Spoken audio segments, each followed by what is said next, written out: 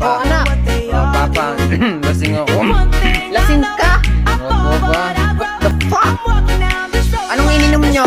Citogen lang kami dun. Putang ina, mahina! Mahina kayong nilalang. Diyos ko, anak ba talaga kita? Bakit naman pa? Alam mo nung ganyang edad ko, walwal kung walwal. Walang uwian hanggang umaga.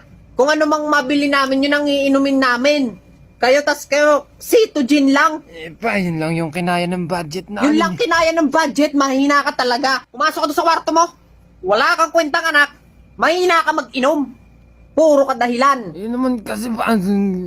Pumasok ka daw. Pa. Mm. Papa.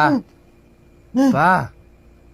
Oh, Pa, hingi sana ako ng pang-project sa school. project sa school. Opo pa. Napakasinungaling mong bata ka. Wala kang may tatago sa akin. Pwede mo naman sabihin sa akin na magiinom kayo. Ganon. Hindi mo na kailangan magdahilan ng project. Pa, pang-project naman talaga kasi yun. Sus! Magkano ba kailangan mo? Mga 50 lang pa. 50? Saan naabot yun? Samantalang nung kabataan namin, sasabihin namin malaki yung kailangan namin. Tapos ikaw hingi ka 50 lang. Lakihan mo naman. Parang di kita anak ka. Ay, grabe. Sige, mga 1.5 po, Papa. 1.5. Opo.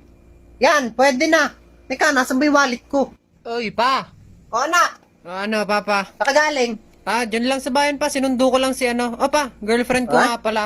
Yan si Kurikong. Ah, Hello po, Tito. Pabless oh, kawaan ka ng Diyos. Puka ng ina mo ka. Grabe. Shoota ka ng anak ko? Opo. Oh, may masaya naman kayo sa isa't isa. Ay, opo naman, Tito. Sobrang saya po namin sa isa't isa. Eh? Mas mahal na mahal ko po yung Eh? anak nyo. Puta, corny. Siya. Pasok na kayo dun sa kwarto nyo. Alam ko namang kayo yung mag-ano eh. Magkano po, Tito? Magkikwentuhan. Ganun. Magkikwentuhan Diba? na po naman. Siyempre po. Sige po, papasok Sige. na po kami. Galingan mo ah. Ano, Giun.